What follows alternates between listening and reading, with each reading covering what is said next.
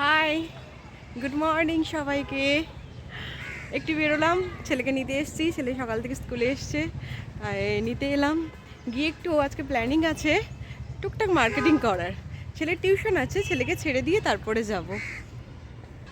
চলুন কোথায় যাই সেটা আপনাদেরকে গিয়ে দেখাচ্ছি।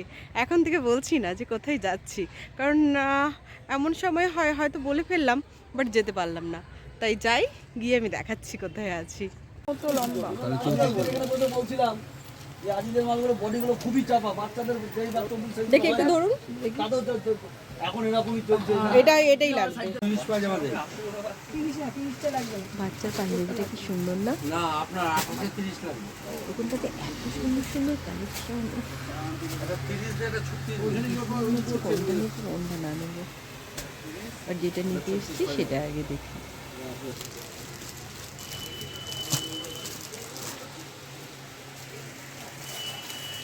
চারিদিকে কি সুন্দর। না রে, এটাই মনে হয় সহজের হবে, আবার না হলে আবার লম্বা হয়ে যাবে বেশি। একজন হচ্ছে ডিং ডিং লম্বা, আর একজন হচ্ছে ছোট্ট লম্বা।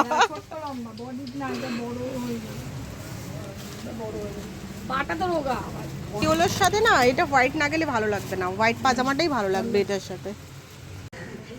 ও বিলটা পেমেন্ট করুক, আর আমি বাইরে দাঁড়িয়ে আছি। এই পাঞ্জাবি দরবার থেকে নিলাম। এখানে পুরো লাইন দিয়ে পাঞ্জাবি আছে, এখানেও আছে। চলুন আগেটা দেখাচ্ছি। পুরো রো দিয়ে পাঞ্জাবির দোকান। এই জন্য না আমি এই দিকের যদি বাসগুলোও যায়, এখানে নামলে সুবিধা হয়। এই মেয়েদের দেখ, এগুলো দেখেই তো আমি হাওয়া হয়ে থাকি শুধু। অদিতিকে দেখ, এখনো কোনো সেইভাবে দোকান খোলেনি, আমরা হাজির হয়ে গেছি। আমার ব্যাক কভার একটা নিতে হবে,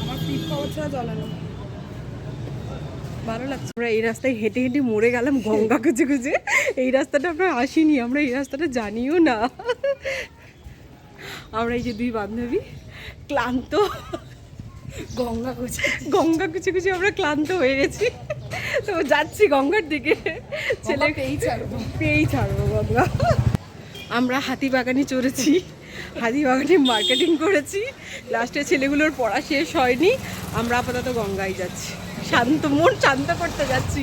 এই সংসারে থেকে থেকে আমরা অস্থির হয়ে ওঠে, ওর মন শান্ত করতে যাচ্ছি গঙ্গার পাড়ে। বাগবাজার ঘাট রাস্তা ভুল করেছি, সেই জন্যই এত চক্কর মারছি। যেখানেই যাই সেখানেই শুধু চা খাই। কাউকে বললাম ভালো করে একটু চা বানান, তারপর নাকি লেমন টিটা খুব ভালো, পাশাপাশি সবাই খেয়ে বলছিল। তাই বললাম আপনি একটু তাকান, আর একটু মিষ্টি হেসে আপনি ভালো করে একটু চা বানান। সত্যি চায়ের দামটা একটু বেশি নিল, বাট চাটা খুব ভালো হয়েছে, খুব ভালো লাগলো চাটা খেয়ে। পাশে ওর ফোন এসেছে, ও এখন ফোনে বকবে, ঠিক আছে। আমি আর কি করবো, একটু ফটো সেশন করে নিই, তারপরে আর কি দুজনে একটু ফটোটা তুলে বাড়ি আর কি।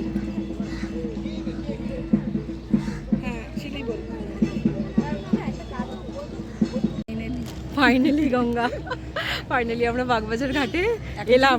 এখন যেটা ফিল করবো গঙ্গা, সত্যি এত ভালো লাগে জায়গাটা। দাঁড়ান ব্যাগটা দেখাই, এই যে মা গঙ্গা দরজা ছাড়লো, এটা বাগবাজার ঘাট।